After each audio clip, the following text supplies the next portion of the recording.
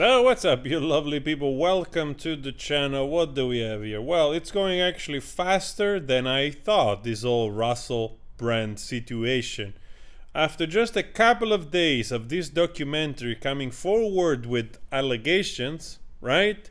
This guy, it's been left by everything and everybody, including his manager. Not only that, the Channel 4, which aired the documentary, is taking off the air every show that this guy was in, it's my understanding.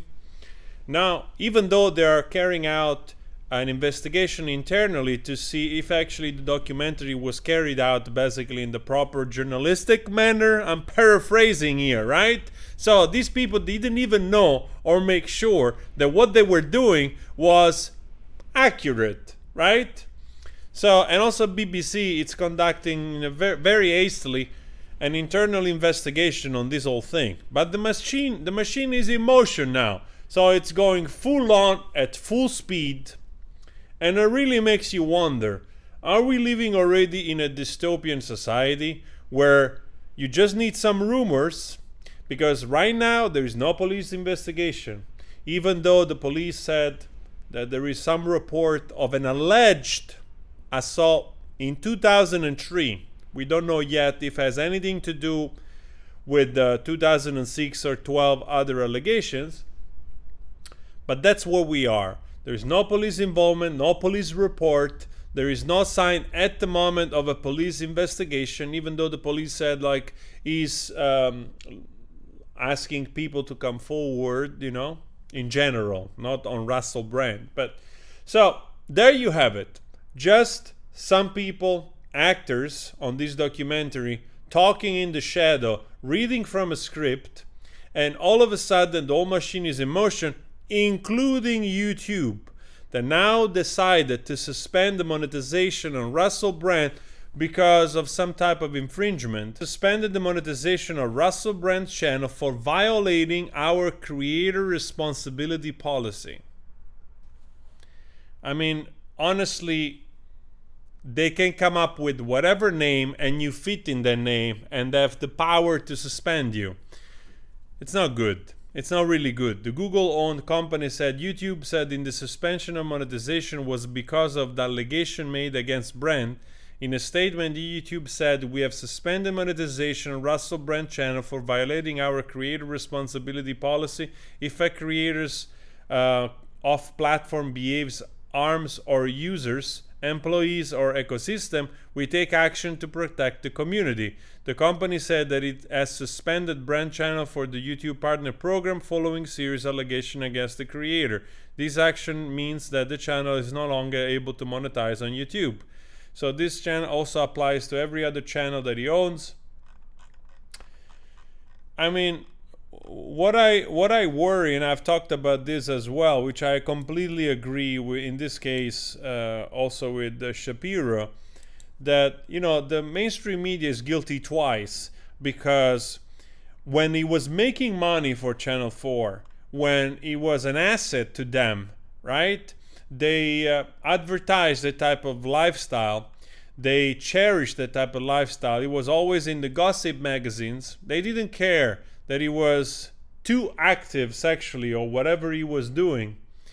And now all of a sudden he's, you know, they're championing of morality. You know, they're standing on the side of women and whatnot. But as a matter of fact, they don't care. They don't really care. Don't believe for a second that they're doing this because they want to be championing women or protecting women by any stretch of the imagination. They just want to silence somebody they don't work for them anymore. They cannot control. Matter of fact, he had the redemption arc of working on himself and for the past 15 plus years trying to be a better person, right? But that's not enough.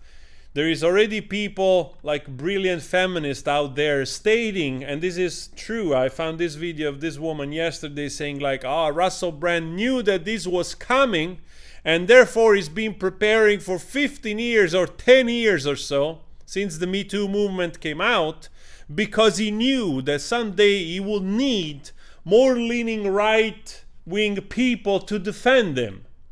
So they're calling him like, you know, like an incredible perpetrator of villainy that it's been prepared for 15 years. Every now and then, mega activists, they need a new mega villain to point the finger to, and it's the case now that it happens to be Russell Brand, right? I mean, honestly, this is the most asinine thing I've ever heard, that this guy was plotting all along to save his ass. And it couldn't be that perhaps he had a wild past and we have to wait on those allegations because innocent until proven guilty, right? There is not even police involvement here. But all of a sudden we already have to take the side of the guilt. And it cannot be that perhaps he wanted to better himself because he has shared that he was an addict and he managed to survive addiction, especially if you are heavily addicted to, I don't know, heroin or whatnot. A lot of people don't make it. So this person had a redemption arc of working on himself and in the process trying to be a voice of reason, trying to question the status quo, trying to question the power, trying to question the establishment, right? And to be a voice for good. But it doesn't matter. No, he must be a mega villain, right? He must be a piece of shit that it's been plotting this for 15 years. It cannot be that perhaps people also leaning on the left or leaning on the center or leaning on the right, they're tired of this type of gaslighting from the media, of this kind of manipulation, of this always changing the rhetoric whenever suits you. Whatever side you're on, you change the narrative and you also control it, and you cannot stand that somebody is becoming more notorious, popular, or strong within its voice that can counter the control of the few, of the elitist. No, we are all fools, we are all conspiracy theorists. It cannot be that people lost trust in the mainstream media because the corruption becomes more and more apparent every single freaking day, right? And also with what happened with the COVID and the shot and all the thing and all the censoring that it's been displayed here, because again, already from YouTube and other channels, they are demonizing this person and also demonetizing this person through trial by media, not even waiting that there is an actual investigation from the police. Nothing. All it takes is that all of a sudden, I read it somewhere here that somebody pointed out in an article from someone, I apologize, I couldn't find it back, that we went from respecting women to actually making all women victims.